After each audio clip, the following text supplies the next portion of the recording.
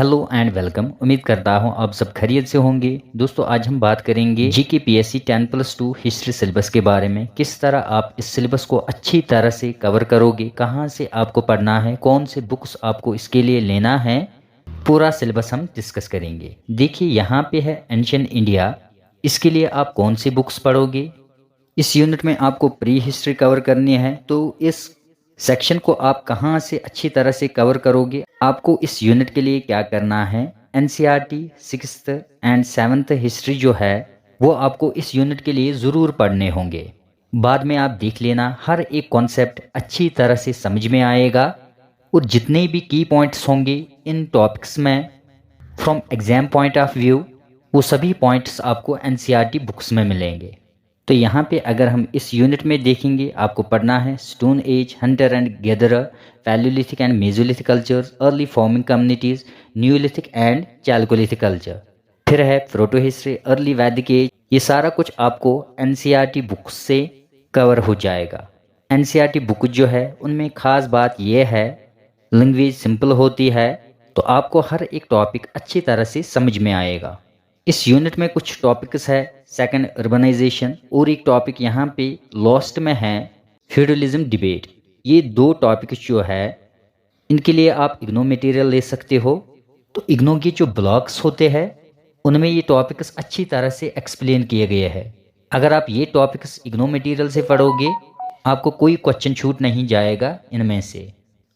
अब अगर आप एंशिएंट हिस्ट्री के लिए बुक भी पढ़ना चाहोगे तो आपको कौन सी बुक पढ़नी है। इसके लिए आपको ancient India R S Sharma की बुक लेनी है, या आप उपेंद्र सिंह की बुक पढ़ सकते हो।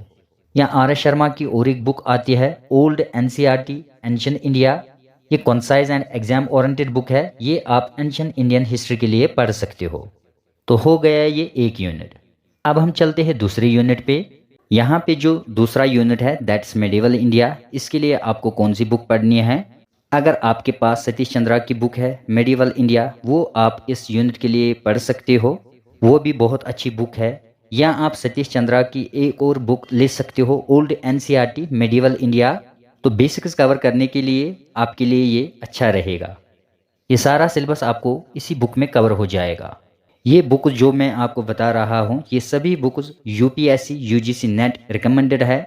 जो भी कैंडिडेट्स यूपीएससी एग्जाम में अपेयर होते हैं वो इन बुक्स को ज़रूर पढ़ते हैं।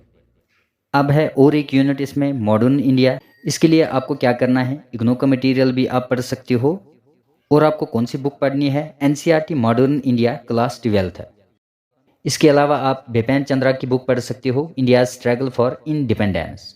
तो कश्मीर हिस्ट्री के लिए आप एक जनरल नॉलेज बुक ले सकते हो किसी भी बुक शॉप से। इस यूनिट में सारा कुछ वही है जो हम जीके एसएसबी एग्जाम्स में पढ़ते हैं। इसके अलावा आपको क्या करना है, हर एक टॉपिक को इंटरनेट पे सर्च करना है। विकिपीडिया सोर्स से भी आप इंपॉर्टेंट की पॉइंट्स निकाल सकते हो हर एक टॉपिक के, बाद में उनको नोट डाउन करना है। इस तरह आप कश्मीर हिस्ट्री को कवर कर सकते हो।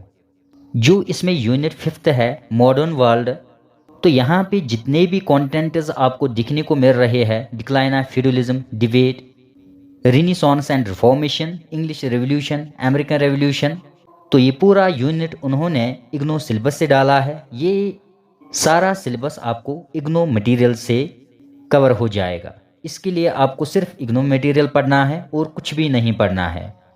तो यहाँ पे ये इग्नो का सिलेबस आप देख सकते हो। फ्यूडलिज्म डिबेट MHI 01 में है ये। तो इस यूनिट में कुछ टॉपिक्स है like UNO, world war second, cold war politics. तो इनको आप इंटरनेट से भी एक बार ज़रूर पढ़िए। तो अगर हम यूएनओ की बात करेंगे, इसमें आपको करंट पढ़ना है, वो आपको इंटरनेट से निकलेगा। तो इसमें जो लास्ट यूनिट है हिस्टोरियोग्राफी, ये यूनिट भी उन्होंने डायरेक्टली इग्नो सिलेबस से लिया है। इस यूनिट के लिए भी आपको इग्नो मटेरियल पढ़ना लाजमी है। तो यहाँ पे आप देख सकते हो, तो ये रहा MHI 03 का सिलेबस। इस यूनिट में जितने भी कंटेंट्स है सारा कुछ आप इग्नो स्टडी मटेरियल से कवर कर सकते हो अच्छी तरह से, और यूनिट 5 के लिए और कुछ भी नहीं पढ़ना है। तो ये था detailed video about JK PSC 10+2 lecturer history syllabus के लिए। फिर भी अगर आपको कोई क्वेरी है तो आप कमेंट सेक्शन में लिख सकते हो। अगर आपने हमारा व्हाट्सएप ग्रुप ज्वाइन नहीं किया है उसको भी ज्वाइन करके रखिए ताकि टाइमली आपको हर एक अपडेट मिलता रहे। Thanks for watching this video. Have a nice day.